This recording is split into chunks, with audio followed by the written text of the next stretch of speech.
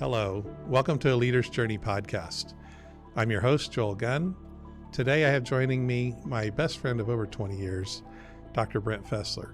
Brent, welcome to the show. Hey, Joel, it's good to be here. What have you been up to? I've been busy with Connected. Connected is so much fun, but a lot of work. I imagine we'll talk a little bit about Connected today. Actually, let's start there. What is Connected? Connected is a funny spelled word. It's spelled K-I-N-E-C-T-E-D, and it is a mashup, even though it sounds like connected. It's a mashup of the word kinetic with connected, as well as kin. There's a lot of things that go into that, and so that doesn't really tell you about what connected is, but it does tell you about what it is. It's about connections. It's about family. It's about movement forward with the idea that we are better together, that we are not created to be alone, that we are really created to be in community, to have strong relationships. And Americans especially like to even wear as a badge that we do things alone, that we do things by ourselves. We're mavericks. We're mavericks. We're one of the most individualist societies on the planet. And we especially shows up in our work, in our businesses, in entrepreneurism, that we pull ourselves up by our own bootstraps. And so Connected is a workplace. It is a shared co-working space, a meeting place, and traditional tenants that especially connects us together. All the professionals and the businesses that are here because of the community that are here. And it's not just people being here, because there's lots of places you can go to Starbucks and work and there's people there, but these are people who are here to have community, to work, not just necessarily work on the same projects together, but to share their values and to share culture, to work in a place that is moving towards a good place, moving from a good place. So I don't know, that's kind of what Connected is. I've heard you say a few times about Connected, that traditional co-working space, and I guess about that was kind of your original maybe brainstorm, was that it'd be just a co-working space, but it's already growing into more than that. Yeah. But early on, I heard you say a lot that most co-working shares space, Wi-Fi, and coffee, but Connected was different. What's different? You hinted to it a moment ago. You can share Wi-Fi and coffee at a coffee shop. And you can have some cool furniture and stuff. Really, those things are shallow. So we want to share the deeper things, and we want to make work deeper. So we share the deeper things. We share our values. We share the deeper things. We have artists that are here. So we use things like art, music, even spirituality. We separate all the deep things from our work, because we try to make work so transactional. We try to make business so transactional, which is really just the shallow surface thing. And transactions are important to business, but our greatest motivations, our greatest values, the things that make us good, are all in the deep places. And so when we can include the deep places of ourselves through art, through music, through spirituality, through just sharing of our learning, through fostering great relationships and those types of things, it makes our work more meaningful. And so we share those things. And often small businesses, individual, solopreneurs, those small businesses, they don't have like the size to have some of the great things that go into a great culture. Even things like having chaplains or having other benefits. And so we try to share those things, not just the work, the desks and the Wi-Fi and the coffee. We do have those things. We do. It's a great place, but we especially try to share the deeper things and foster those. Yeah. So it's one of the things I know is important to you, and I think it was part of your doctorate. By the way, congratulations last year on your becoming Dr. Thank Brent you, Fessler. and congratulations to my wife for she earned it as well. Yeah. Thanks, Kirsten. So, in your research, from what you've shared with me, some of what you're envisioning for Connected may have spawned even out of some of your research as you were discovering human flourishing and some of those. Talk a little bit about where your research took you, what you found, and how you think that applies to the business world. Yeah, my research is in adult character formation. And first of all, there's quite a bit of work re-emerging in K-12 and younger character formation approaches. It's certainly very important to do that. But I think the general assumption is that we can't form character or develop character in adults. It's just set, it's static, and we're stuck with it. But my research was very clear in demonstrating that we can develop character in adults. And essentially what character is character is the amount of gap that you have between your ideal self, who you know you should be, and who you actually are. There's a great book by the Arbinger Group that talks about we tend to judge ourselves off of our intention, but we judge everybody else on their behavior. Mm-hmm. And it's an unfair thing. It's unfair towards ourselves. Like, well, I didn't mean to do that. You judge somebody else's motivations just by how they behave. Well, that's a great picture of what somebody's character is. We only see somebody's behavior. We don't see their intention. But character is how congruent, how similar are those things. And so character then starts with knowing who we are, who we should be. And so for a company, that means, do I know my mission? Do I know my purpose? Do I know my values as a company? And I was just talking to somebody on the phone today. They work for a company and they were very frustrated. And they said, everything this company says is great. I completely agree with it. But they don't live that out at all. And she was angry about it. She was frustrated with it. She believes in the mission. She wants for that to be true. But she's very frustrated that the company is not able to live that out. And so that's a character gap in the company. And for us as individuals, it's the same thing. Do I know my personal values? Do I know my purpose for being on the planet? Do I know who I should be? And whenever my behaviors are different from that, or my mindset is different from that, then that's considered to be a character gap. And when we can start closing those things, that's character growth. It's character development. And you think about your close relationships, what you expect from somebody and what they actually do. That's kind of a measurement of how much character that person has. Do they follow through with what they say? Do they treat others like you think they should? And so, especially here, that identity comes from deep and at Connected. I say here because we're actually in the media production studio at Connected, run by Interviso. So you'll have to meet the great Nate at some point, the great Nate Gunn. The guy sitting over there. The guy behind the camera. Sure. Hey, Nate. But here at Connected, we really want that identity to become more and more aware. The more we are aware of our identity, the more then that we can become that person. It's kind of like in the military, when you put on a uniform, people start behaving differently because their identity is clear. I'm wearing this identity. I know how I'm supposed to act. I know I'm supposed to walk. I know how I'm supposed to address people, the respect that I give to others. And we sometimes take that uniform off and put on some other identity. So we love any opportunity that we have to help the professionals here, the folks who are meeting here, the folks who are working here to more deeply understand who they are, especially in their work, and to give them permission to support them in being that more in the businesses that they're building, in the work that they're doing here. That is I think core to how we can approach developing that character in the folks that are here at Connected. Do you see, and I know you have what you call identity weekends. You've helped companies roll this out with the employees. You've done that in many places over the last year or two, or however long you've been had your consulting practice. 3 years now? 3 years. Yeah, 3 years. So do you see people's stress level go down as they start to align more closely with you said there's a gap. As that gap shrinks, yeah. is there a direct impact on stress? Have you seen that correlation? There is definitely a direct impact on joy and fulfillment. And I see it.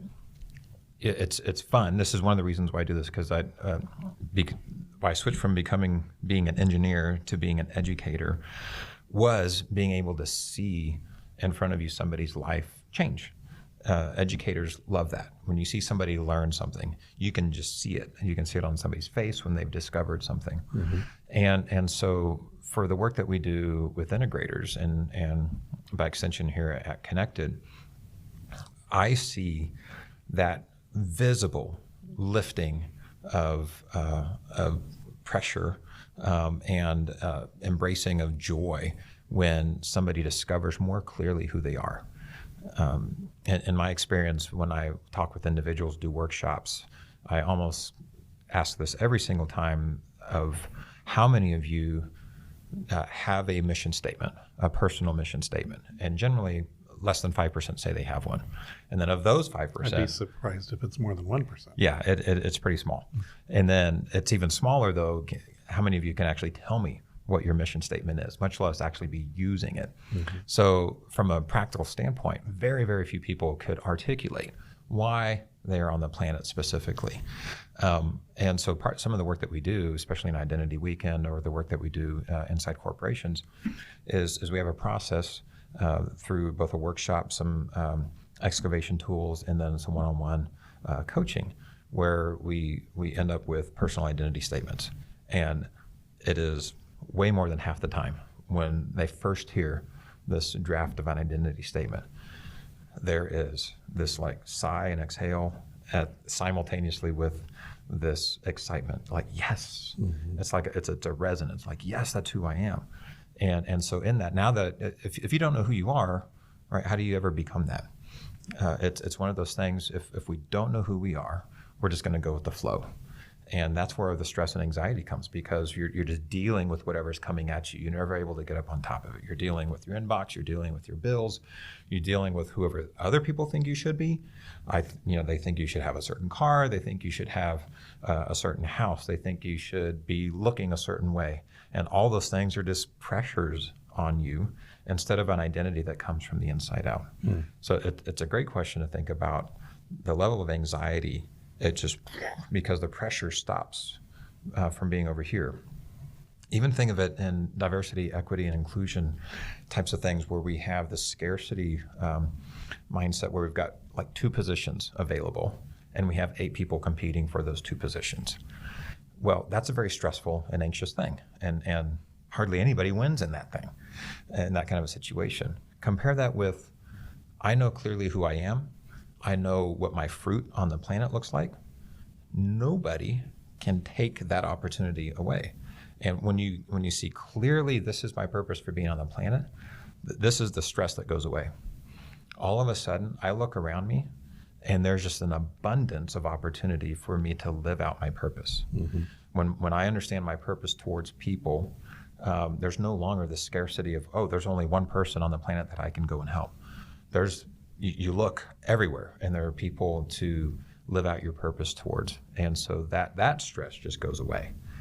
I'm no longer competing to be somebody else. I'm no longer competing with other people for stuff, for that one position. It's Viktor Frankl talks about when you understand your purpose and meaning for being on the planet, they can take away your clothes, they can take away your money, they can take away your position, your food, they can take all these things away, but they can never take away your purpose and meaning for being on the planet and your attitude towards it. So that's the least stress kind of a position to ever be in. Yeah. Where do you see people kind of resist this idea of you're the outsider? You come into an organization, the bosses hired you to make them better. And so what are some of the hurdles you have to overcome in the early engagements? So the interesting thing with moving towards your identity is now all of a sudden, instead of being just pushed wherever currents are taking you, you now have to, you're now responsible. And so assuming responsibility, while yes, there's this relief of stress now that I know who I am, but there's also taking on this responsibility. Now that it's like, oh, my eyes are open. Now I'm responsible for my destiny. I thought everybody else was to blame before, And so now I've got to take on this responsibility. Well, there's typically going to be some resistance to that. I mean, I have to take responsibility for being in debt, or for the position that I'm in, or for not having a degree, or for my relationship issues. It was much more comfortable to blame everybody else. And that's true on lots of levels. So when you start owning your identity, and that means you have to take on this responsibility, and that's where courage comes in. So courage is essential to living a life of character, or living a life of purpose. Courage to me is that price that you will have to pay to live out your values, to pursue a life of purpose and meaning. It sounds beautiful and wonderful, warm and fuzzy, to live a life of purpose and meaning, but it's also one of the most difficult and hard lives. But that's the only place where fulfillment and meaning is living that out. Right? Do you have a practical example that you could share without violating confidence of a story where you saw somebody exhibit courage to live out either in the workplace or day-to-day life? Yeah, I mean, where we assume things go is as leaders in business, to pursue a company that has integrated values. I think almost all of us assume there's going to be a compromise to that. I'm going to have to give up some profit for that. Or where we have a team of leaders, where say we have a good diverse team that's focused on profitability, that's focused on finance and controls, and on sales and making the business run, like the things that we typically measure in a business, like sales and profitability. There's a lot of momentum towards those things, and if you only have one leader who's trying to take a stand and say, wait, we're going to change our culture, we're going to change the way that we operate and function. There's a saying that culture eats strategy for breakfast, and it's because culture has such mass and momentum to it. And so I've seen some of our clients, especially the leaders that have taken a big stand and a risk, and because they risk losing their leaders, some of the folks on their team that they've relied on and depended on to keep the doors open. And so I've seen them take that risk. I've seen them lose some leaders. I've seen them lose people on their team. Not once, though, have I heard them say, I regret doing it. I've heard them say and tell me afterwards is like, you know what? It was good that they left. Our culture, as I've asked people around, everybody said, it's kind of better that they're gone. The whole team vibe. And as some of those folks who aren't willing to move along with that culture, to the value shift of a company, the ones that choose not to stay there are generally the ones that have they were bringing the most drag or the most weight to the company. So for the most part, those have all ended up being good things, but it took courage because it's scary. When you have a known, we're profitable. Yeah, I'm not happy with it. There's a risk to say we're going to embrace some values, or we're going to start going a different direction. And so, yeah. When a leader comes out and says we're going to embrace values, what's that? There's got to be a way that works well and a way it doesn't work well. Yeah. You spent some time talking about what's working well. Where does it not work well when the boss comes in and goes, you guys are going to behave like this? Yeah, right.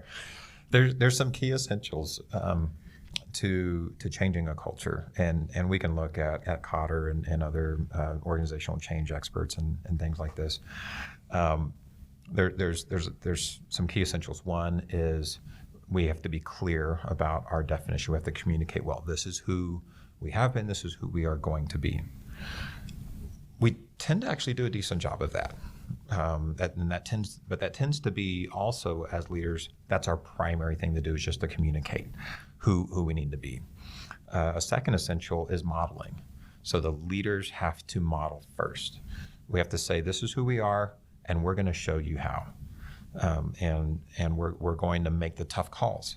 We're going to give up a client or risk losing a client taking a stand on our values, whether that be an integrity issue, some commitment, or commitment to service.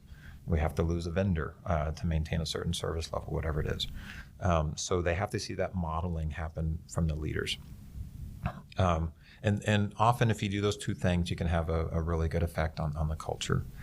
The third, though, would be not trusting or caring to invest, or not knowing how to invest in the frontline team, and to listen to them, because sometimes they have the most relevant ideas on how to live out the culture, because they're the ones that are living it out. Often they are the face of the company towards clients. Mm-hmm. And so if we can't, so to do that, often a leader is going to try to policy their way to a culture or legislate their way to culture. We see our government today, just in the United States, trying to legislate our way to a good society. So you're trying to control the culture from the outside in, instead of trying to develop from the inside out. And that's where approaches with adult character formation become really important. How do we develop our values as a company inside of our frontline, so that it's a thing that's coming from the inside out, or that the frontline understands it and things. So, and there's probably another conversation on how to do that, but you need to communicate it, you need to model it, and you need to get it into your frontline team. You say from the inside out. That makes me think of a couple of years ago at the Global Leadership Summit. I heard General McChrystal say, "It's been said that culture eats strategy for breakfast." Uh-huh. He said, "My experience is culture eats everything for breakfast." Yes. And so, when you say get it inside, so it's being lived from the inside out. How long do you see that take in a typical engagement, say of a company of 20 employees? Are we talking years, months, days, hours? Yes. Oh, you can see things in hours. You really can. But at the same time, it takes years to develop a culture that is a desired culture. When you approach things in the right way, things can happen really quickly. Mm-hmm. At the same time, as humans, we are creatures of habit. And so if you've ever tried to change a personal habit, and we only have to deal with one person, right? It's not a whole team, just me. Mm-hmm. It's hard to change a habit. Mm-hmm. You say, this is what I want to do. And before you know it, you're doing the old habit again. You're like, man, and we either give up, or we're like, well, no, I'm going to persist through this. I'm going to be intentional about it. And so we know how individually it takes days, sometimes months, to change a habit that's been ingrained. Mm-hmm. That's what it's like to change a culture. So it takes that persistence over and over again. And that's where I think we have to be committed as leaders to say, I'm going to see something happen right away. We can end up changing a policy right away just by talking. But it is going to take time, and it's going to take iteration. And so one of the things that I especially promote in our clients who are trying to live out a certain culture is this isn't a one and done. There's not a program to implement and be done with to change your culture. It needs to become part of your rhythms, that we as groups, we take a step back, and it's a form of rest, where we step back and we say, wait, here's our identity, here's true north, this is who we are. Let's compare this with what's going on in reality. And that's a specific capability that a good organization has developed, that not just the leader does that, but the whole organization does that. And if you think about it, if your whole organization, frontline to the back, everywhere in between, knows who we are, knows how to take what we're doing and apply that against our identity, and then respond to that and say, wait, there's a gap here. How do we fix that? And you're having that discussion as an organization. Now you're starting to live in that forever trajectory that every year goes by, every month goes by, you're living closer and closer to that identity. So it's not a cop-out to say, yes, it is years, and it's also hours, because in that we generally do like a 60-minute culture session where we've got this worksheet, but the whole team is working through this thing. It's like magic when you see the team. And I honestly, I don't, every one of those are memorable. It's like every time we do one of those sessions, I leave surprised, like, wow, It's just amazing what people in the team, whether that be a millennial or a Gen Z who's only been there for a few months, or it's a boomer who's been there for decades. It's amazing what happens when you say, here's our identity, let's all discuss what we do and how we do it, your own experiences. So magic happens in that hour, and people leave there changed, and the company trajectory shifts. Yet it's not enough. It's one that you just have to keep pouring that in. Yeah. So is it any different? I know you have at least one client, maybe several, but I know you have at least one client that is, just so not to give any hint that would disclose who they are, they're at least that particular site has 500 to 1,000 employees. Is it any different for larger companies than smaller companies? This idea of flourishing and how you roll it out and identity and... Yes and no. We're all humans, so no matter how big the company is, it's still comprised of individual humans. But that said, the community that we live in larger organizations tends to be more bureaucratic, and so it tends to be more than just the humans. And now you're dealing with the bureaucracy of it, a lot of the corporate structure. And when you're in a smaller organization, you tend to have less bureaucracy and things can be more agile.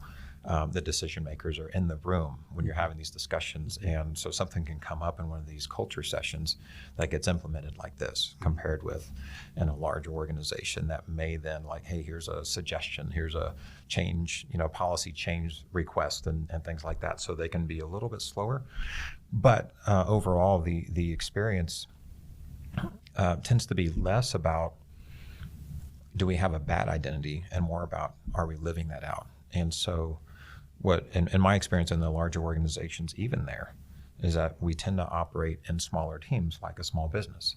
So it tends to be this collection of small teams, small businesses that can be agile if the leaders there have the freedom, and it could be that they don't have the freedom.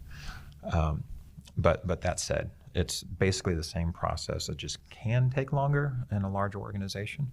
It can take long in a small organization if they don't have the courage to do it, to make changes. But overall, because we're humans, the process is the same. Yeah, and I mean, if you think about it, the things that frustrate people most, and when we've heard this other kind of cliche, is that people don't leave organizations, they leave their leaders. That tends to indicate that we tend to, even in a large company, tend to basically function in a smaller team. And so the culture of that team can be fairly contained. And that means it can also be very agile and open to change as well. So would you rather have a culture that's below average but fully expressed and understood by everybody, or these mission, vision, values that are top of the world-class aspirational, and half the company knows or tries, or which is more congruent with what your research has shown? I don't know if I've looked at that particular question, but thinking through experience with the folks, I think in general, we want to trust. In the 5 dysfunctions of a team, trust is the number one dysfunction. And so you don't have to necessarily trust in somebody's goodness, but to trust in who they are, like predictability. I know he's always this way. I know they're always this way. I may not agree with it, but I at least understand it. And there's some integrity to that. There's some trust to be had with that. That I would say the well executed and implemented and integrated mediocre identity is preferred to having this fantastic but way too aspirational identity we always just fall way short on. So I think the more congruence tends to be the preferred thing. So you most of your kids are adults now, or moving into the adult stage. With the time you spent on the planet so far, the stuff you've done in your research, you've been in the field now for 3 years, actually implementing what you learned Right. through your doctorate and what you learned in real life prior to that. What kind of advice would you give your kids as they're going into the workplace? Whether they start a business or go work for somebody else, or what are some of the key things you've found personally or professional research? Or Yeah, I think one of the most valuable advice I can give to kids is to be the right one, not just try to find the right place. I think sometimes, maybe most of the time, we put too much weight on being in the right place, finding the right company, finding the right spouse, like that. It's like I call it the Disney complex. That if I find Prince Charming, then I live happily ever after, instead of being Prince Charming, right? And so in my years as an educator, that was one of the things we would always hammer home to students. Employers want people of character. So instead of just trying to find the right employer and doing that, if you put your attention on being the right employee, it's amazing how easy it is to find the right employer. I think sometimes the wrong employer becomes the right employer when we become people of character. And so that would be, I think, one of my best pieces of advice for young people, is to really focus on being dependable, being a person of our word, knowing it's going to be hard, right? Knowing that work is difficult. There's these promises of $80,000 careers, $120,000 careers, all this tech. And we idolize all these success stories. I think it's one of the things on social media and media in general. It's too easy to see those rock stars that have made it. We see it in American Idol in a different industry, right? We see these rock stars that we love to idolize, and then you see all these masses trying to be that one person, and they're not fulfilled unless they somehow make it. And they walk in, my mama told me I'm a good singer. And they get angry when the judges don't put them on. It's like, you people are dumb, instead of just owning it. Well, maybe I'd be better off pursuing something else. And so being, just focusing on developing ourselves, learning, growing, knowing these first few years can be difficult. It's like walking into a gym, right? Or walking into a classroom. Nobody expects for learning to be easy, right? Hardly anybody says, "Oh yeah, school was just fun." I mean, some people say that, but we know learning is supposed to be difficult. If it's not difficult, we're not really learning well. The gym is supposed to be difficult. Nobody walks in and looking, "Hey, give me the easiest machine," and think that that's actually going to turn us into who we want to become as an athlete.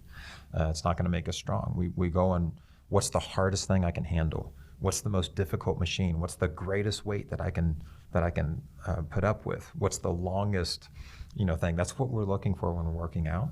And I think we can pursue a little bit of that with our work, with our early careers especially, and not be looking for the shortcut to all the stuff and the big salaries and all those things. It can be just as probably more beneficial to take a path that may be long, maybe not fun, but to just be the right person there, to be that right employee, to be the one who shows up, to be the one who says yes, to be the one who follows through, does the dirty stuff. So yeah, that would be some advice there. So speaking of that advice, that's not necessarily something you just came about on your own. I know when you were president of the university, you did many things well, but one of the things you did well was you actually went out and talked to employers. And a lot of what you shared with me about your experiences then, I hear in what you just shared now. What was it like talking to, and what kind of employers did you talk to? Just little mom and pop shops, or give us a little bit of that journey, who you talked to, what were they looking for, what did they value? Yeah, everything from size-wise, from global, international companies to small mom and pop very small businesses. And I think one of the most telling questions that I would ask them is, if you could force rank skills and character, tell me which one is number one.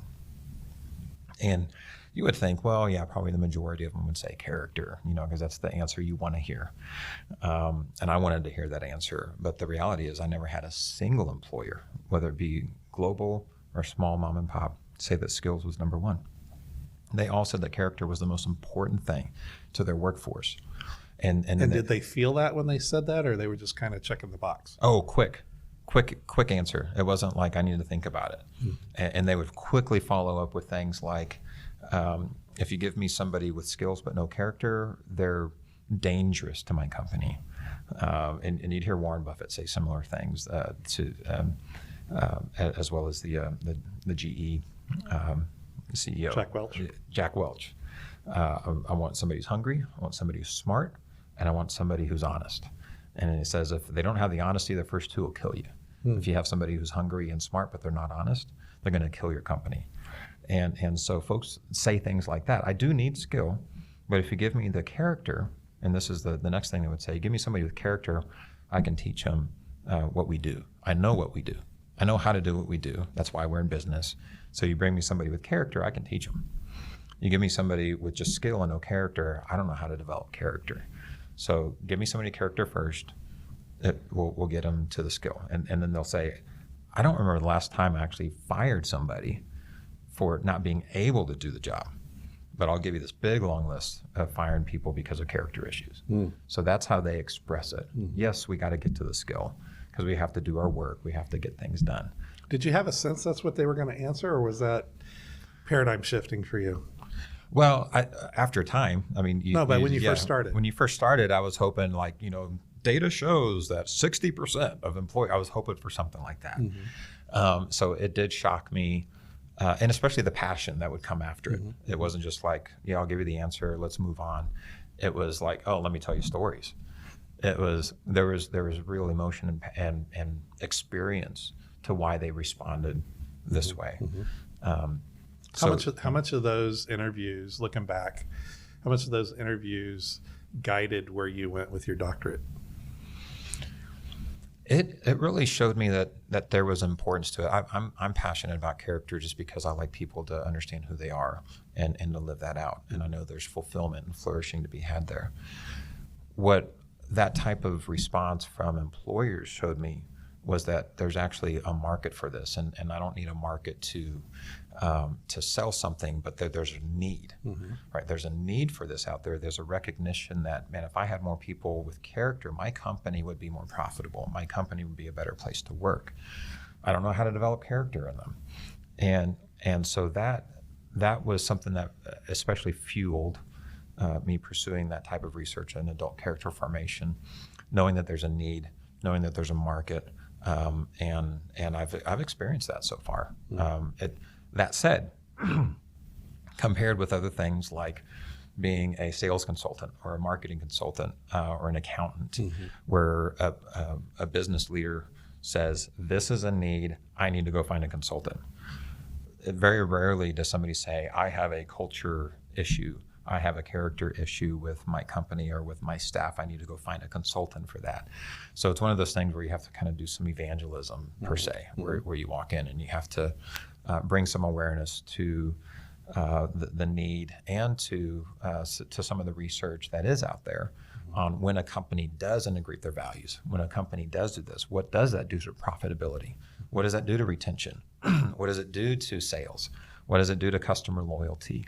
And so it is something that you have to, because it's not right visible on the surface. You have to do some of that, some of the return on investment, and help them see these are some of the real dollars. Start putting some dollars to it.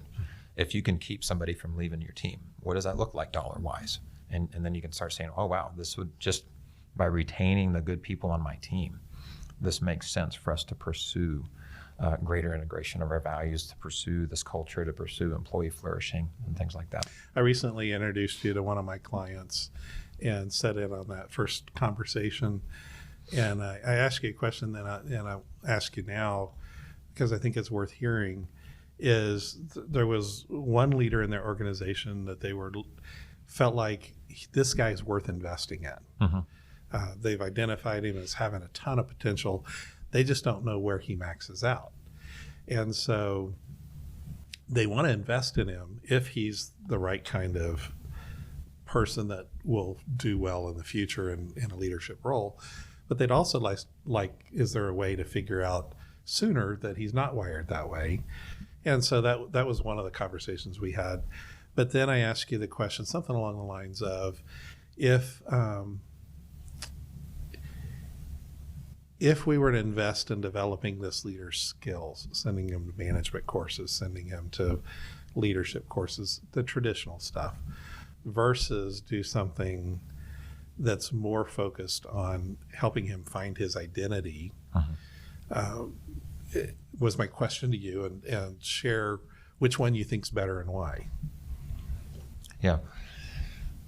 So I think I go back to, and I didn't talk about this quite yet, but one of the important, to me, theoretical models about character is the dimensionality and the layers of us as people.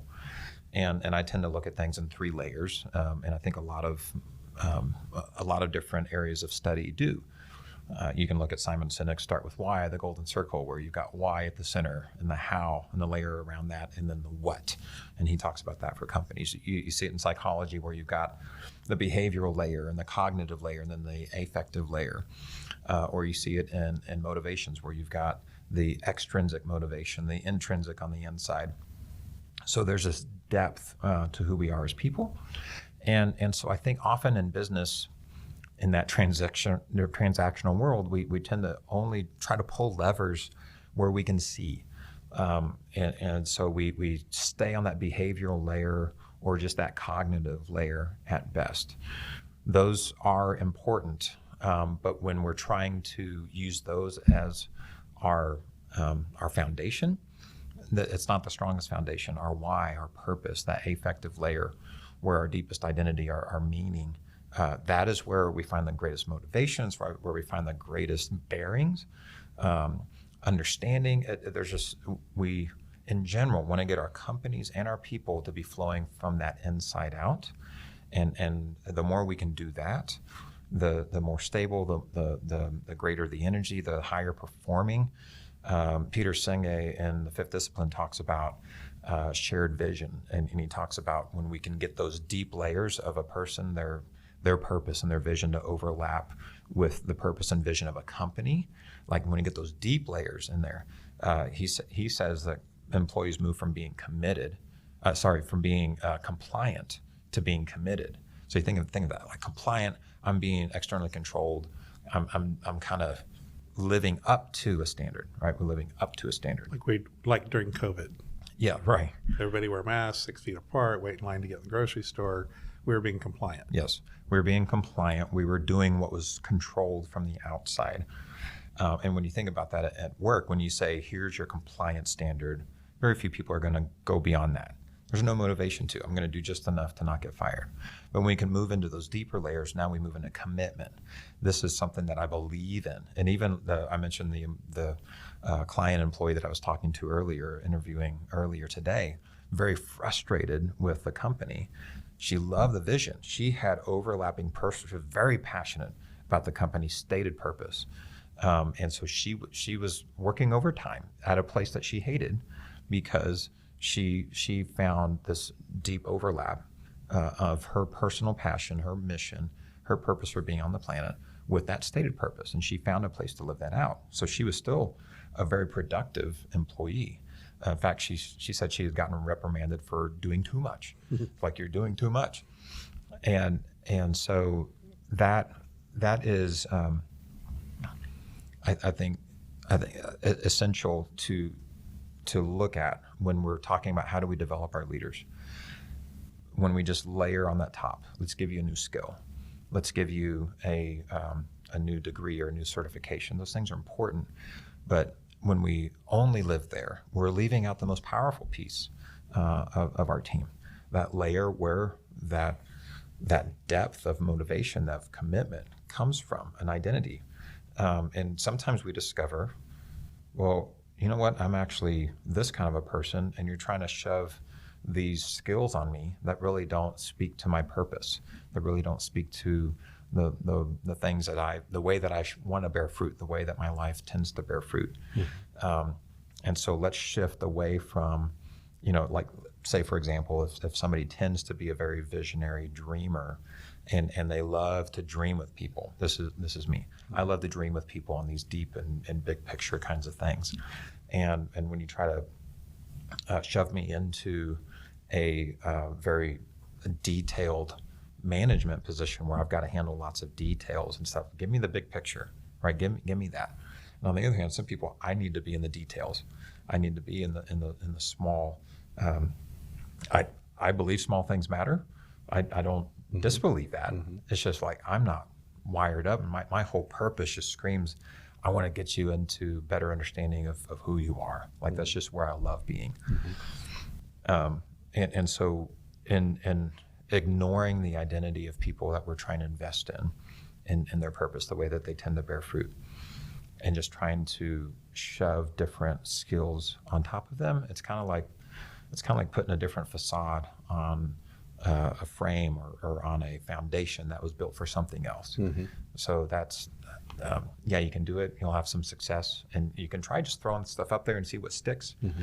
But you end up with people that are like 15, 20 years in a career, and they're just like, I'm miserable. I don't like what I'm doing, So I coach CEOs, executives, business owners. One of the things that's scary for business owners in the scenario that we're talking about is what happens if I bring somebody like Brent in. He helps my people find their personal identity, and 3 people that I really need discover they're on the wrong bus and they want to go do something different, go become a healthcare worker, or go become, a counselor or something. What advice do you have for those people? Like, because you're coming in saying, I'm going to help them unlock their identity, and it may be incongruent with the position you have them in, or even with the company, right? And they may discover they have a different purpose for being on the planet. Right. What are your thoughts on what would you? Yeah. I mean, do you tell the owners have courage and do it anyway, or what are your thoughts? In my experience so far, and that's a real risk. That's a real risk. In my experience so far, the only people that we've lost, that a client has lost, have been people who were really not good fits, values and culture wise, and didn't want to make the journey personally towards the values. What I especially enjoy doing is helping people interpret, because I believe. So if you think back to being the right employee, there are lots of places for a rose bush or a oak tree to flourish. Lots of different conditions, there's lots of places they won't, right? So it's not saying that they can flourish anywhere. But so often when in my experience, once you unlock more clarity on this is who I am, now they have more freedom to be that in their current position. It's everything from, I'm thinking of a couple of examples. One, a client employee was in a social work type of a position and was often frustrated with her strong sense of humor, felt out of place, felt that it was inappropriate, or people were frustrated with it. But through our conversation, our process, realized that was actually a superpower for her. That her sense of humor was one of these superpowers that enabled her to connect with people that were in very difficult places, and it was like this instantaneous connection with somebody who was just in the ditch, and be able to connect with them there and bring this perspective the sense of humor just magically lifted them out of their ditch and their mess, the mud that they were in, to see things like, oh, that's not so scary. And so that opened her up to, instead of saying wow, I'm in this kind of serious kind of role, I'm just a terrible fit because I like to make people laugh. And it turned into, wow, I have this superpower. I'm especially gifted in this, and just open her up to be free, to be this that nobody else could really do. And so that type of thing tends to be more, once we more clearly understand who we are, now we actually have more opportunity. I can do this, I can do that, I can do that, I can do this, instead of just saying, wow, I'm a smelter, and the only thing I can do is smelt things, and the technology has changed, and now I can't do those things. It's like what Simon Sinek talks about with companies. The more understanding we have of our why and our purpose, the actually more agile we are to different positions, different jobs, different environments. So when the environment does change, or I can adapt to any job because I can live out my purpose in lots of different ways. So that's really, it's counterintuitive, I think. Excuse me. My own experience has been, as employers, companies, organizations show that they care enough to invest in their people, the people actually become more loyal. Has that been your experience in the field? Absolutely, it has. Hear employees talk about when they realize what they're coming into a workshop for. You mean, I'm not learning about work in this? No, this is all about you and understanding who you are. I'll help you connect it with your work, but we're not doing certifications or trainings on any of the work. And employees express things like they feel more human. They feel understood as human. And you think about the complaints that you often hear, like, I'm not seen, I'm not understood. They care more about profits than they care about me as a person. Well, how do we, as leaders or as business owners, how would we express value towards somebody's being human more than to invest in their humanity, like all the things that we don't see at work?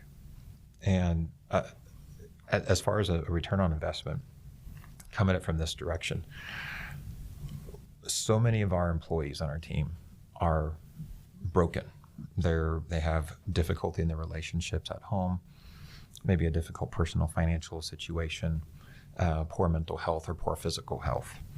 They don't just leave those things at home and come to work and give 100%. All of that comes with them to work. And so part of us, there's two things to look at this. One, and if I'm just purely profit motivated, I should invest in their humanity because I'm going to get more of a person. It's like if a third, and this is what my research shows, generally about a third of employees will report that they are not flourishing in significant areas of their life. Well, if you've got 100 employees, that means you've only got 66 people who are coming to work kind of whole. You've got 33 people that you've paid for 33 people, but you're getting maybe 15 showing up, right? 33 are showing up, but they're showing up distracted. They're showing up tired. They're showing up unmotivated. And so just from a profit standpoint, investing in them and helping them develop their identity, develop these other areas of life, it's like getting a raise at work. It's like hiring people without having to pay for them. But on the other hand, there's all the leaders that we've worked with, they find great fulfillment because they don't really know how to invest in people often. They know how to sell. They know how to build a great business, a great product. They know how to run financials. They know how to all those things of a business, but don't often know how to connect with the people or how to develop or grow the people. I can send you to certification or things like that. But the employee response and the leader response, I find great fulfillment as a leader when I see that somebody's life has gotten better, their marriage or their family or their personal financial position or their physical health or mental health. When I see those things move, that's awesome. And they get more productive and they get more loyal. It's like all these wonderful things happen. Why don't we do it more as leaders? And the employee response is, wow, they actually care, value, see, hear, all those types of words. They see me as a human. And it is one of those magical things where doing the right thing very quickly turns into greater employee retention, more innovation, more creativity, more productivity, and they live it out. I've heard in one situation, and this isn't a client, this is more of a mentor, but it's affected me, that and they had employee care teams where they express their values towards their employees. And in this particular situation, an employee, her son, had become terminally ill, and she was having to spend a lot of time in the hospital. And the employer said, we can't fix your son, but we can make sure you don't go through this alone. You're part of our organization. You're part of our family. And so they actually paid people on salary, kept them on the clock, and had them go sit with that employee in the hospital. Her son ended up passing, but you can just imagine what her response was after that. And here's what the words that she said: "My company cared for me more than my family did, more than my own church did." Wow. And she's never leaving there. Like, I'm not leaving this place. This is where my family is. And every employee, is not just her, every other employee that went and sat with her, they knew, hey, it wasn't me in that place, but I know if it was, the company would have done that for me. I'm not leaving this place either. All right. And so those are the those are just some of the not byproducts. I mean, that's really the fruit that we're looking after. Yeah. Hollywood's done a great job of making bosses and owners look like horrible people. My experience, actually, and I'm curious if you had the same, when I first went out and started my consulting practice in the early 2000s, I was pleasantly surprised to find that most business owners, whether they show it or not, actually do care about people. They realize that there is a people element to this business. Now, some of them, they're just not wired to show compassion or care, or, or they're so focused on running the business that they may walk past you in the hallway and not even say good morning. Right. And I've got a story that I like to share in some of the leadership training that I do of these two bosses. One of them is he comes flying down the hallway, passes the guy in the hallway, and the guy says, "Good morning." And I'll call him Don. That wasn't his name, but "Good morning, Don." And Don just keeps walking. And Don goes to the cubicle, pages the guy he just passed in the hallway.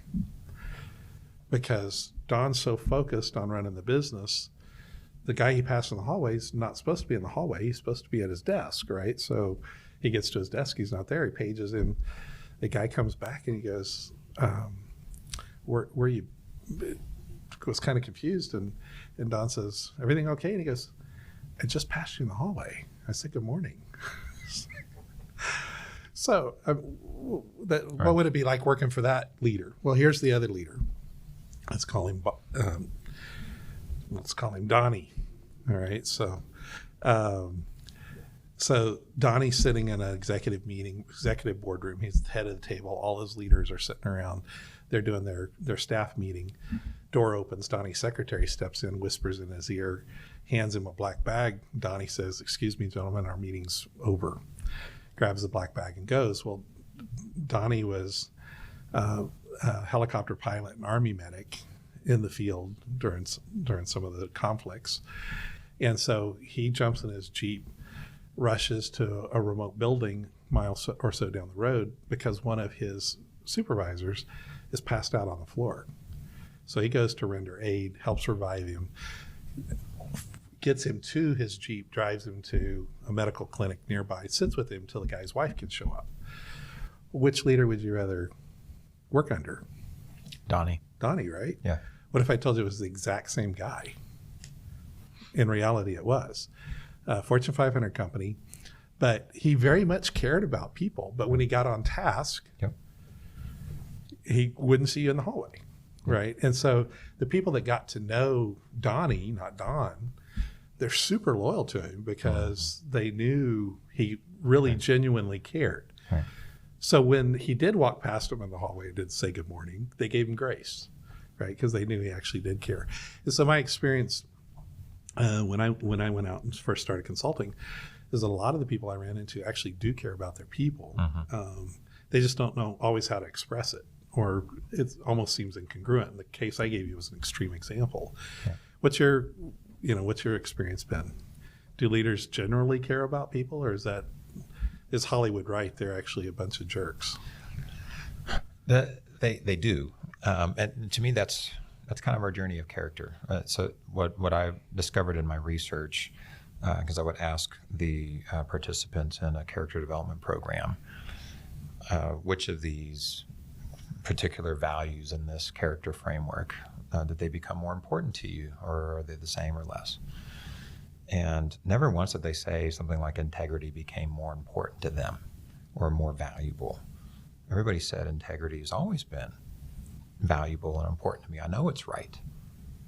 But now that I know what it is, now that I have more awareness, I can live it out more. So it was not like we sort of know who we need to be to some extent. We know we should care. We know compassion's important. We know integrity is important. Everybody knows that. What we don't know is often when other pressures cause us to behave in a way that's inconsistent or incongruent with those things. And I kind of wish my wife was here, because I get passionate about things and my eyebrows and my forehead starts cinching, and she'll like reach over and say, just relax. You look angry. It's like, well, I'm not angry. I'm just passionate about it. Right. Well, everybody else hears you're angry right this second. And so the person in the company who is choosing to pursue this life of character, one, knows more clearly, this is who I am, but now I'm going to take the steps. I'm going to take the actions to now live this out more consistently. And often that means, and this is one of those brave, courageous things that we often don't do, is that character develops in community primarily. When I just go off on my own and try to, I need to have integrity behind closed doors. But that's robbing ourselves of the most valuable environment where our character can form and should form. And that's being in a group of accountable people who care about each other and they'll be honest enough to say, hey, I know you believe in this, but here's what you just did. And so I've had to do that. I've invited leaders on my team to say, here's a known issue. Here's what I'm trying to do. I know I'm going to screw up. This isn't an excuse. I'm not trying to just excuse this. The next time I screw up, I'm inviting you to call me out on it. And I've, in my experience, that has been good for me and good for the team. It's helped prepare kind of in advance. Like, okay, I know he's going to walk by me again. He's going to be focused. He's invited me to call him out on it. He wants to grow in this. And so sometimes I think as leaders, we're afraid of that kind of vulnerability. And I think that's one of the most powerful things, most valuable things of where you focus so much of your work now in C12 and in building the group of accountability there. It's not just this diversity of perspective. That is valuable. But in my experience, it's in those spaces where I've got blind spots. I mean, we only have eyes on the front of our head and on our theoretical head as well. It's that way in business. We don't see most of the things that are going on. We need somebody else to say, hey, you've got something on your rear end, or something's out of place that you're not seeing. And we have to be honest and courageous enough and to hear those things. And it's especially hard when we're under pressure.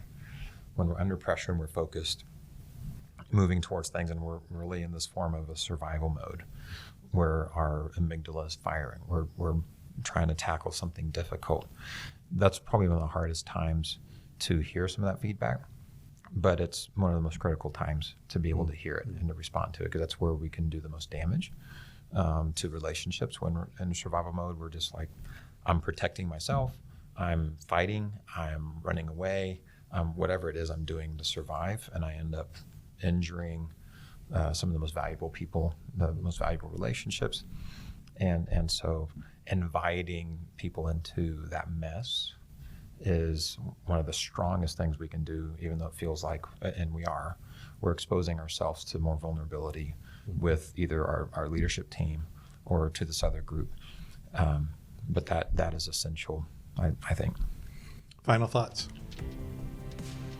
Thanks for having me on. This was a great show. It was fun.